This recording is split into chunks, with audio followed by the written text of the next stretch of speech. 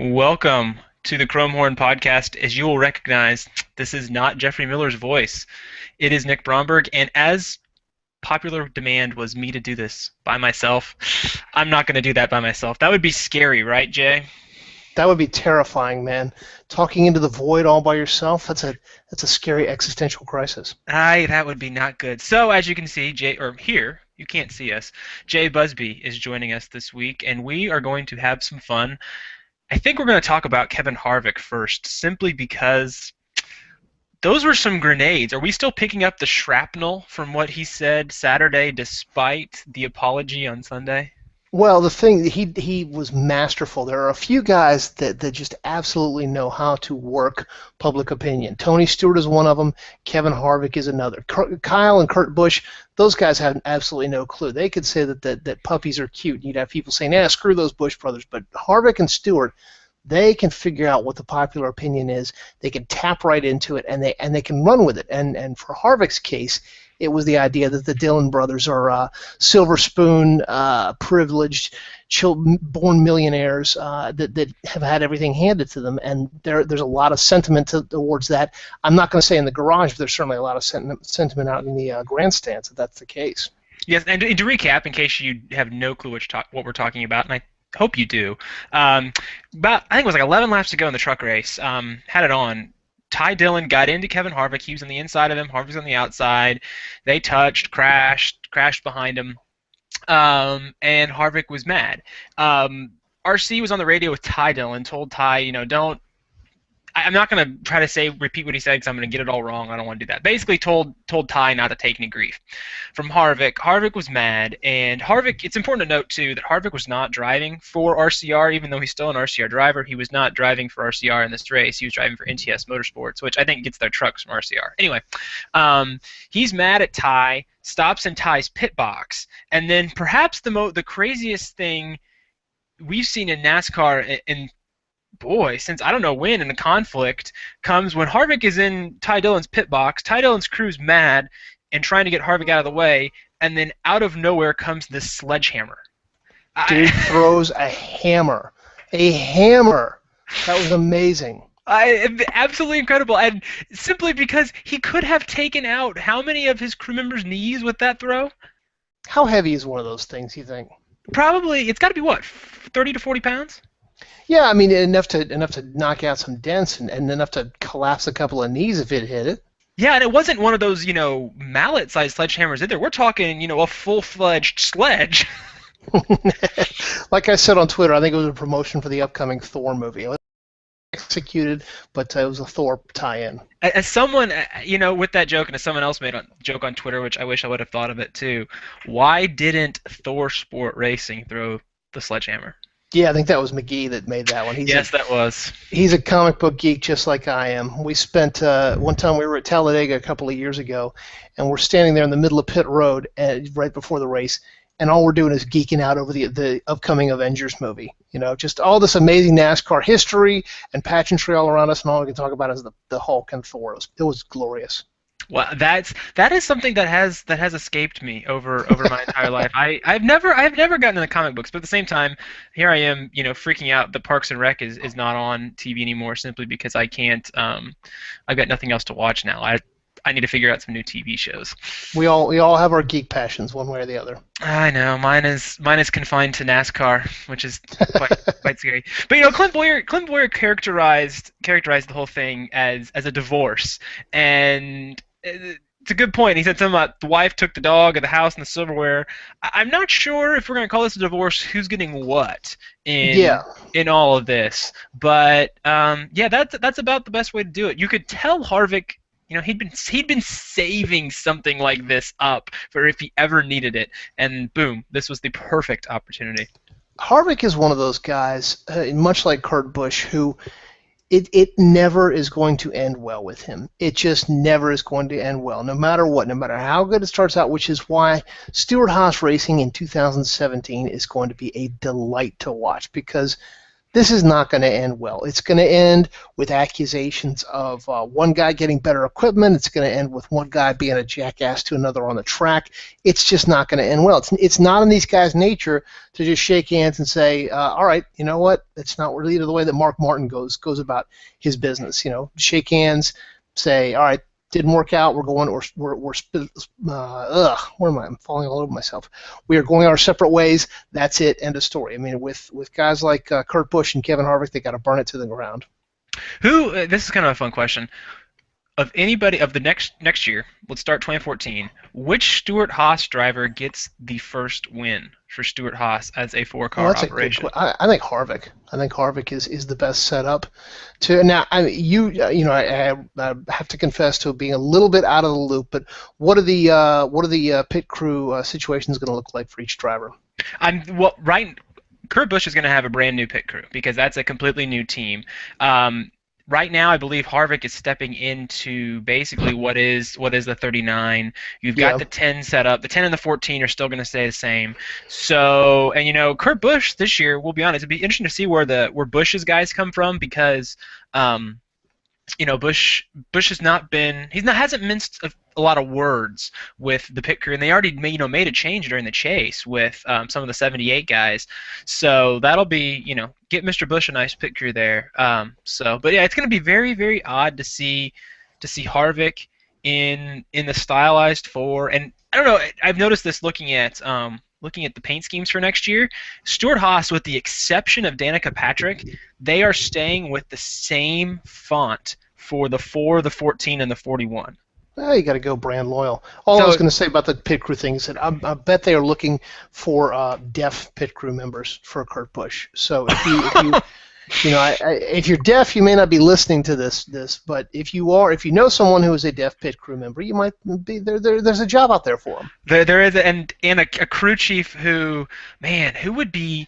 I'm trying to think who would be the best celebrity whipping boy to be a crew chief for Kurt Busch. Whipping boy. Well, there's a couple of different. Let's see. You would want to have. Who takes a lot of heat? Who would take a lot of heat? Who would take? I'm trying to think. Oh man, you put me on the spot here. I know I'm putting myself on the spot. Who would be someone that just takes grief nonstop and never, ever, ever gives it back? I mean, maybe somebody like Rick Grimes from The Walking Dead. You don't watch those shows, do you? I did. Well, see, I watched the first 2 seasons of The Walking Dead. Anyway, yeah, see, if you don't watch The Walking Dead, he is the guy who's tasked with keeping everybody together. He's dull as dishwater. Every day he's got a range of emotions about as wide as as a penny. And so yeah, I think a guy like Rick Grimes could handle Kurt Busch just fine. All right, we should. So can you put in a call for us, Jay? Exactly. He's here in Atlanta. I'll find him. Can he set up a car for us? Exactly. But I think I like Harvick's chances. It would be a crazy story if Stewart, would go out and win his first Daytona 500 after coming back from the broken leg. But the way something always happens to him in the 500, I don't think I can bet with him at the moment. Kurt Busch, possible. I'll take Harvick simply because he's good at Phoenix. He's good at Daytona. I think Harvick could easily win one of the first 2 races next year, and it would not be a surprise. Yeah. Or Danica could go out and win the 500. That's that's always a possibility. So yes, that would make the entire NASCAR world's head pop off, which is fine by me. That would be great. That would be great.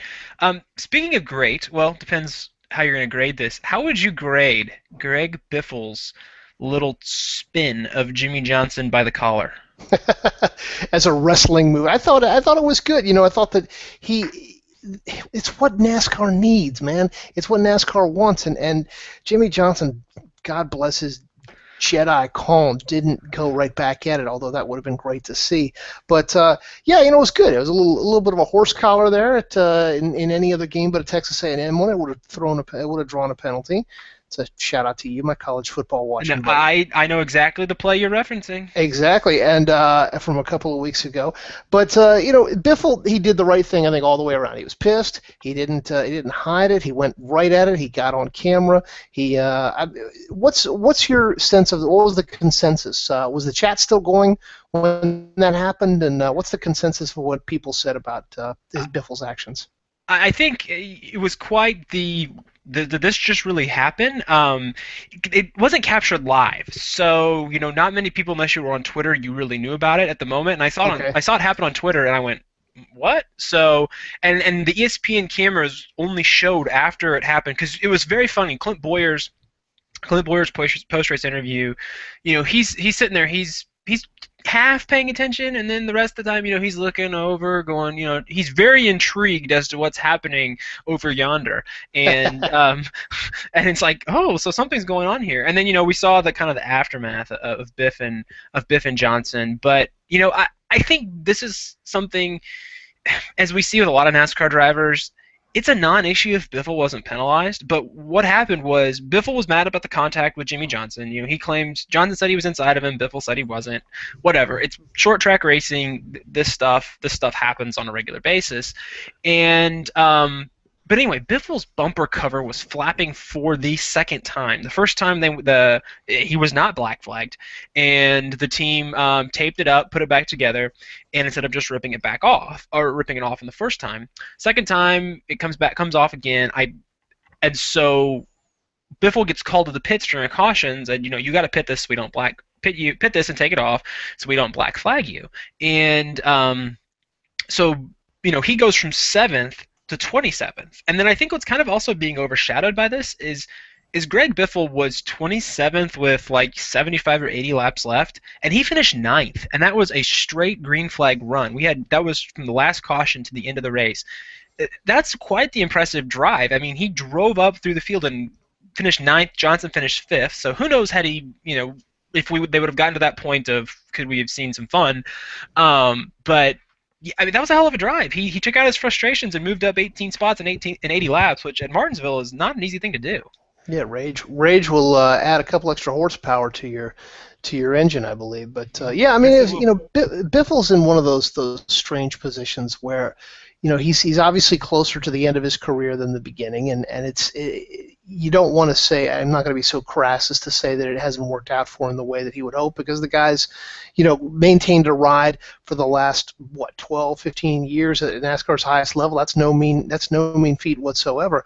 But it's got to be frustrating when you come up against it. It's like people playing in the era of Michael Jordan. You just cannot get past Jimmy Johnson no matter what, and it's got to be frustrating. It's got to wear on you, and when your path intersects with Johnson's and you feel like you've been done wrong, it's just got to add to that. Mm-hmm. And then also too, I think I do wonder how much pressure Greg Biffle feels in the sense of he is the boy. Off the top of my head, I'm gonna have to go research as I'm typing here.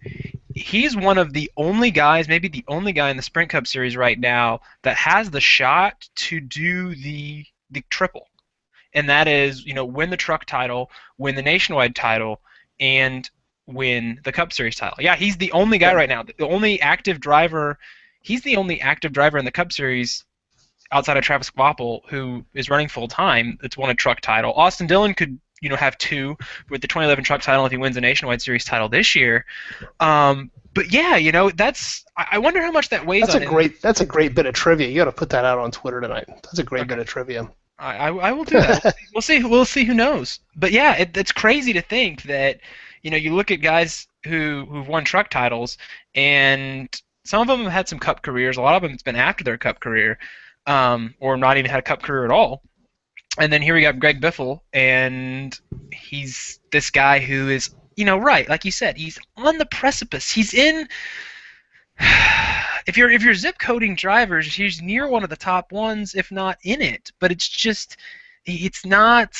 I guess the perfect analogy would be he's at the summit of the mountain, but he's not at the top of the mountain. Yeah, and good enough to make the playoffs, not good enough to win the championship. Yeah, he's the Kansas. Is he the Kansas City Chiefs of NASCAR? Make the playoffs and then always never do anything. The Schottenheimers, Hey, we had it pretty good with Marty Schottenheimer. I think people need to realize that Chiefs fans had it pretty good. That's with the thing. Marty. That's the thing. They always above 500. That's right. Made the playoffs. They just. And also, can I go on record on the NASCAR podcast of saying that the Chiefs are being set up for another first-round home loss this year because that team is not that good. They're good, but they're not that good. Yeah, well, it's going to be they got to keep well, we probably don't want to go too far into this, but they got to keep Denver at bay Well, if yeah, they're going to get a home field game. that's true. They're otherwise But they're on the yes, road. yes, your Chiefs are well. Enjoy the run while it lasts, sir. My Falcons have already packed it in. My Falcons have done the equivalent of giving up before the All-Star race if this was NASCAR terms. So your Falcons are BK Racing. Yes, yes, that's it. My Falcons. They're not quite a start and park team, but they are a mid-20s. Okay, I want your take. I want your take on speaking of BK on Travis Kloppel. I mean, is it wrong in the sense I've kind of been going the last couple weeks of saying that we have driver like Corey LaJoy who sensitivity training for what he said on Twitter about a someone of a different religion and different descent um, being cavity searched at an airport, and we Right. had Nelson Piquet saying a homophobic slur on Insta or it was a picture Parker Kligerman posted. They both get sensitivity training. Um, Smaller punishments than Jeremy Clements, but again, that's another matter for a different day for what he said at February. But then we have a driver, Travis Guapel, who is charged with domestic assault, but two misdemeanors, and the court date is, I believe, the day after Homestead. Does not, says he's sorry for what happened and everything and the media availability after Charlotte. BK says he's sticking by its driver. NASCAR, in effect, really doesn't do anything. How does that sit with you? Yeah, I mean it's such a tricky issue because I don't know. I think that I'm trying to think of comparisons, and there's just really no hard and fast comparison in terms of how other leagues handle it because it is still an innocent until proven guilty thing. I think Correct.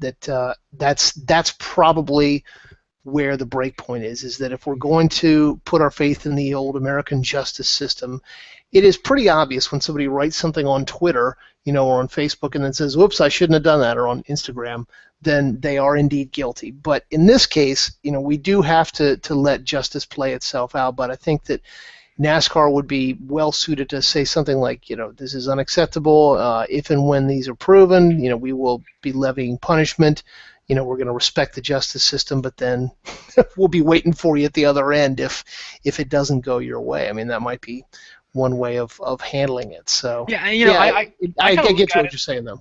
I mean, I kind of look at it too with Alden Smith is he went ahead and sat 5 weeks out. It was, of course, it was a mutual discussion here or decision. But I just again I'm sticking by the fact that it never should have been in NASCAR's court to begin with, at least Right. publicly. I think BK should have Yes, when you put it, seen yeah, that's right. Yeah. right, should have because he's 27th in the point standings. Is it really necessary to stick by your driver in that circumstance?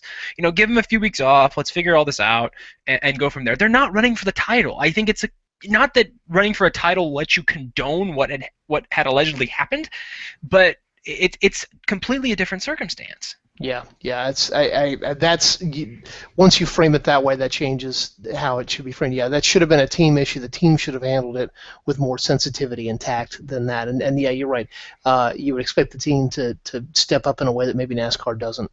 And kind of another legal thing that I was thought about when we were talking about Travis Kloppel. Remember the whole Jennifer Jo Cobb, Mike Harmon fun thing?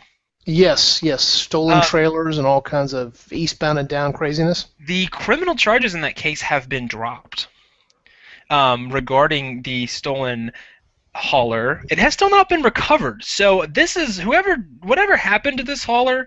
This person's brilliant because no one can find it. It's still gone. No one knows where it is, or no That's one insane. claims to know where it is. Exactly. Yeah. But it is now something, quote, better suited for the civil courts to handle, also known as they cannot prove ownership of the property beyond a reasonable doubt. So, yes, this is the ultimate he said, she said. This is why you do not do the business and personal stuff together because it just does not go well when it ends. Exactly. Exactly. Do not. So Yeah. yeah, I will not be starting a race team with anybody I would like to be romantically involved with. I will like to put that out there right now. Always a sound plan, I think. Always a Always a sound. sound plan. Speaking of sound plans, well, there really are no sound plans for the final three races. Although I'm sure for Matt Kenseth and Jimmy Johnson, it's probably just finishing first in all three races. Um, how big of a how do you handicap these next three races? And on a scale of 1 to 10, how big of a letdown is it if one of Kenseth or Johnson has a mechanical failure in the next three races to make this what has been a 7 round awesome draw be just a complete technical knockout here at some point in the next 3 rounds? Well, that would be the worst. I mean, that's what happened in a sense, at Homestead last year with Johnson ending up in the garage and Keselowski basically winning the championship while Johnson's car was up on jacks in the garage. Yeah, I mean, you don't want to see that. You want to see these guys race all the way to the finish. And if one of them does have a problem, you hope that both of them have a problem, so to let Jeff Gordon or somebody back into the race, which is obviously going to be damn near impossible. These guys are running just out of their minds. And so, yeah, to handicap it, I don't know if it were anybody but Kenseth. I would say this was Johnson's just a matter of time. Kenseth is this seems to be what he has been working towards for the last 3 to 4 years. I mean, his demeanor, his skill, his relationship with his new team, everything seems to be set up perfectly for him, and I don't think it could be set up any better. I'm going to go Kenseth. I think that Kenseth is going to hold him off, and then it's going to come down to the last few laps at Homestead. You and I will be there. It's going to be a lot of fun. I think so too, and I think we're talking this game seven. We're setting up for this game seven field now. Of course, games 5 and 6 theoretically could change all that, but there's nothing that we've shown or we've seen even this season over the past few weeks that it's not going to be the Jimmy Johnson and Matt Kenseth. They're going to be somewhere in the top 10, and the margin is not going to be very big between them. And from what we've seen at Texas over the last few years, we're not going to see that big wreck. We haven't seen it. So I don't think that while it still could happen, the chances of them being taken out by another car are slimmer than they would be anywhere else. And then you've got Homestead too, another mile and a half. But Johnson was really, really good here last year. Beat Brad Keselowski in that awesome 5-lap battle to the finish. But then you've got Kenseth, who's been really good on mile and a half tracks this year. I could totally see a scenario where Matt Kenseth wins this week, and then Jimmy Johnson wins at Phoenix, and here we are setting up for an Edwards Johnson or an Edwards Stewart, as I'm trying to say. This is a situation like we had in 2011, and it's also crazy to think too that if you were ever going to think of another scenario involving Jimmy Johnson with two drivers potentially being tied at the end of the year, you would always put the money on Jimmy Johnson winning that wins tiebreaker, wouldn't you? Yeah, I think so. You would assume that would be the case, but not so here. Kenseth would have it, and not so fast, my friend. As Lee Corso would say, not so fast for Jeff Gordon either. If you were NASCAR right now, I'm struggling with this. For us to talk about and to write about, it is absolutely the layers to the Jeff Gordon winning the title story are absolutely incredible. The chances are slim to none. Let's be honest. I think Gordon's 27 points back with 3 races to go. With the way that Kenseth and Johnson have been running, it's probably not going to happen. But it's fun to talk about. Privately, on the other hand, NASCAR, we both were in shock and lit up for what happened at Chicago with Jeff Gordon being added to the chase. All this stuff comes back if Jeff Gordon wins the championship. Is Jeff Gordon in the situation of, is he the champion that NASCAR necessarily doesn't want? Yeah, and that's another case where kind of building on what I had said about Kenseth. If it were anybody but Jeff Gordon, I think that you would have a real problem. If this were Dale Jr., if this were Kyle Busch, if this were anybody who hadn't won one championship, much less 4, it'd be a whole different thing. I think that if Gordon did somehow manage to win, I think that there would be an asterisk obviously hung around his neck, but much less so of one than there would be. He's already a first ballot Hall of Famer. There's no question about it. And this is just icing on the cake. If it were anybody but Jeff Gordon, I think he'd have a lot of trouble. If Ryan Newman managed to do it. But with Gordon, I think that NASCAR would be able to escape. There'd be a little bit of hand wringing for a couple of weeks, and then everybody would forget about NASCAR over Thanksgiving and Christmas, and come right back, and I'll be all good to go. Right, and because it is Jeff Gordon, and Gordon's win Sunday at Martinsville was win number 88 for his career. Does Jeff Gordon get to 100? No, I don't think so. I think that. I agree. He's just there's just too much. There are too many good drivers that are too strong. I mean, it doesn't take anything away from his career, but yeah, I don't see that happening. Yeah, Jeff Gordon is fantastic, but we need to think that his first win of the season was his first or second. Anyway, this is his first win since Homestead of last year. So this is win number 1 this season, and that's 12 more wins. Gordon says, I'm not driving till 50. I'm not driving till 50. And so you look, Jeff Gordon won 0 times in 2010, 3 times in 2011. He won twice last year and then once this year. He would basically need, let's do the easy math here, 3 wins over 4 years, per year for 4 years, 4 wins per year for 3 years. I simply just don't see it happening. Yeah, I don't think that based on the rising level of talent, the continually rising level of talent, the fact that he's become, he's on the far edge. He's one of the older guys, obviously, on the circuit, and he's not one of the ones that you would pick to be winning a race every single time out. Whereas Kenseth, Johnson, Kyle Busch, maybe if you're feeling generous, Carl Edwards, those are the guys that you look at that are going to be much more likely to win. Yep. And before we go, I think we'd be remiss if we didn't talk about, just briefly, Darrell Wallace's victory in the Camping World Truck Series. I think it's extremely significant, not only for Darrell Wallace Jr., but for NASCAR's Drive for Diversity program, simply because that program, Kyle Larson will have a cup ride next year, but no one had won in NASCAR's top 3 series from Drive for Diversity. We'd had a lot of people who had made it, but at the same time, also not that many people have made it. A lot of people in it, a few people have made it. Wallace is good enough to where he's going to be in a Cup car in a few years, and he's legit. He's going to win a nationwide race sooner rather than later, and then we'll see where he is in the Cup Series in a few years. It's a big step for Wallace himself. I think they say winning that first race is so hard, and then it's going to get easier from there. I agree. I wouldn't be surprised if he won one of the last few races here, and he'll definitely win again next year in the trucks. But again, it's a huge thing for NASCAR's Drive for Diversity, because I think it really kind of lends it some credibility and doesn't make it just this front, the shell game show where it's, oh, we've got this here, but nothing's really come of it. Now, there's something concrete to point to here. Yeah, exactly. I think that it's a shame that in 2013 we have to say this is the first African American to win in NASCAR since 2013, since 1963. Completely but agree. We do, but we do. We're over that hurdle now. Presumably, it will not be another 50 years before another African American driver wins in NASCAR. So it's just it's the way it is. It's the people that run the sport, the people that love the sport, just have to accept that the jackass racists who are out there have, to a great extent, hijacked the perception of NASCAR. But steps like this help take it back, and that's great to see. Yep, I agree, and I'm looking forward to watching his career as we go, and also too.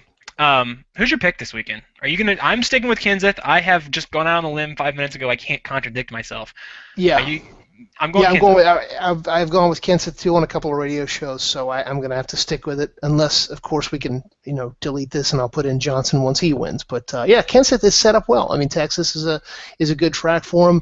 By getting through Martinsville, not just by keeping pace, but actually finishing ahead of Johnson, that was huge. And we may look back on that as the turning point in this championship, when Kenseth didn't at a track that he's historically weak at, and that Johnson absolutely owns, that we didn't have that separation. That might be the turning point. Yep. And so where does Johnson finish then if Kenseth wins? Right, frickin' second. I mean, they'll be right there. They'll be right there. I don't see it being and that is another slightly frustrating thing. Is we saw this, as you correctly pointed out, with Stewart and Edwards, is that these guys are going 1 and 2 or 1 and 3.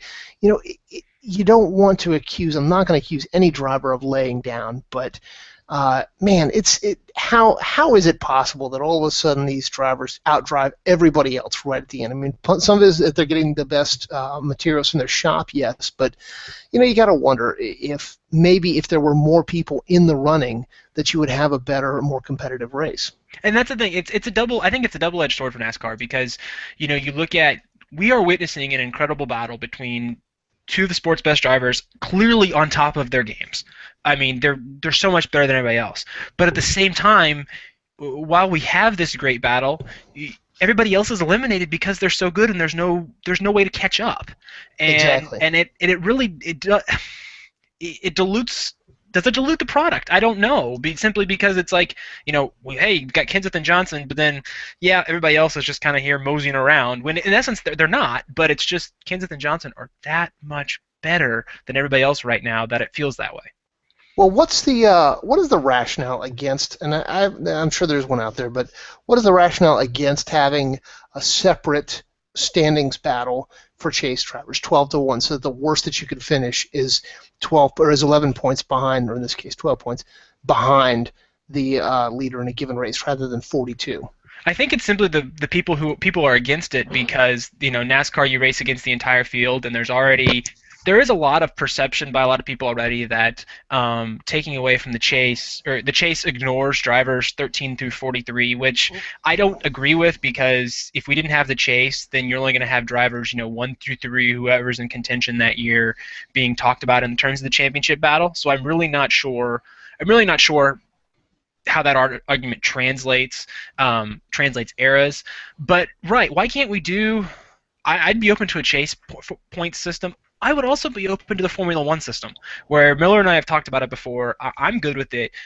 Let's just award points 1st through 10th, and do like 25, 12, 10, 9, 8, 7, 6, all the way down to 1, and make it to where we never even had to have shenanigans like we did in Richmond happen, to where you got to run for something. You got to run for that win. You got to run for a top 5, to whereas the difference between finishing 11th and 13th is negligible. That works. That works. I like it. I like it.